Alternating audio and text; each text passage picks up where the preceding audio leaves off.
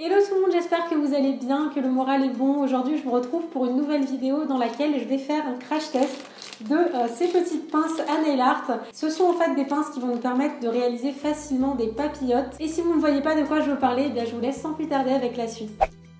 Alors avant de commencer, je voulais revenir sur une méthode que je vous avais présentée déjà sur ma chaîne il y a quelques temps, qui est la technique des papillotes, et qui ressemble sensiblement aux pinces que je vais essayer aujourd'hui, mais qui nécessite du papier d'aluminium. De toutes les façons, je vais vous remettre juste là et dans la barre d'infos cette vidéo si vous ne l'avez pas encore vue. Donc voilà nos petites pinces, vous en avez 10 au total à l'intérieur du sachet, de façon à pouvoir retirer votre vernis sur vos 10 doigts d'un coup. Moi je trouve que c'est plus pratique de faire une main puis l'autre, mais c'est vraiment comme vous le souhaitez. Et ce sont des pinces qui ont vraiment toute la même taille. Je pensais qu'il y avait une taille différente pour le pouce par exemple, mais en fait voilà, elles sont toutes assez larges, donc ça correspond à toutes les morphologies d'ongles. Donc pour commencer, je vais découper des petits morceaux de coton. D'ailleurs, si vous avez des petits cotons en boule, je pense que vous pouvez même vous épargner cette étape là, vous gagnerez encore plus de temps. Et je vais bien imbiber ce morceau de coton avec du dissolvant, et ensuite je vais poser ma pince par dessus. Donc ça va vraiment permettre au coton d'être maintenu en place et de ne pas trop s'évaporer parce qu'il est bien enfermé sur lui-même. Ensuite je vais faire la même chose sur tous mes ongles, et c'est pour ça en fait que je vous recommande de faire une main puis l'autre, parce qu'imaginez que vous ayez à faire votre autre main en ayant des pinces comme ça au bout des doigts, c'est franchement pas ce qu'il y a de plus pratique. Et en matière de dissolvant, en ce moment j'aime beaucoup utiliser celui de la marque Ecrinal, que je trouve vraiment très doux et vraiment très respectueux de l'ongle. Mais quand je dois beaucoup en utiliser comme ici, j'utilise celui de la marque Leclerc qui est également très bien, que j'utilise depuis des années. Et les deux sont sans acétone, pour du vernis à ongles ça suffit amplement et ça évite de trop agresser l'ongle.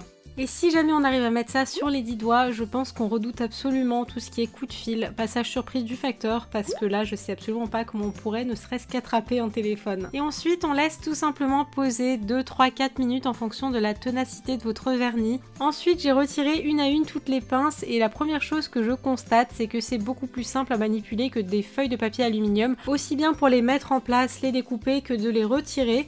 Et ensuite au niveau de l'efficacité, je pense que les images parlent d'elles-mêmes, c'est tout aussi efficace que des papillotes de papier aluminium. Le dissolvant ne s'est absolument pas évaporé, c'était ma seule crainte, parce que des pinces ça reste quand même un petit peu plus ouvert que du papier aluminium qu'on a bien serré autour de l'ongle. Donc vous l'aurez deviné, je valide complètement ce crash test et ce produit, d'autant plus qu'il est un petit peu plus écologique que la version papillote en aluminium, étant donné qu'on va pouvoir réutiliser les pinces à chaque fois, contrairement à l'aluminium qu'on va jeter. Et finalement, après m'être bien lavé les mains, je vais bien réhydrater mes ongles avec de l'huile cuticule, qui ont été quand même un petit peu agressé avec tout ce dissolvant. Et finalement, une dernière petite astuce, je pense que ce genre de produit fonctionnera très bien également si vous avez une pose de vernis semi-permanent qui se retire avec de l'acétone. Dans ces cas-là, il vous suffirait de remplacer le dissolvant sur le coton par de l'acétone pur. Mais renseignez-vous tout de même avant, parce qu'il existe plusieurs types de vernis semi-permanent, et il y en a certains pour lesquels il faut commencer par une étape de polissage avant de passer aux papillotes d'acétone.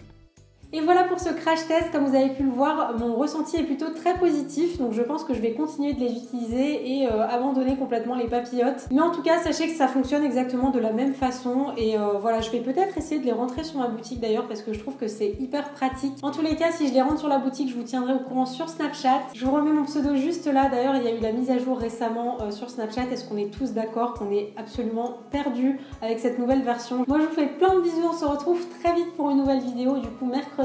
Plein de bisous, prenez soin de vous et à très vite. C'est qui la plus belle?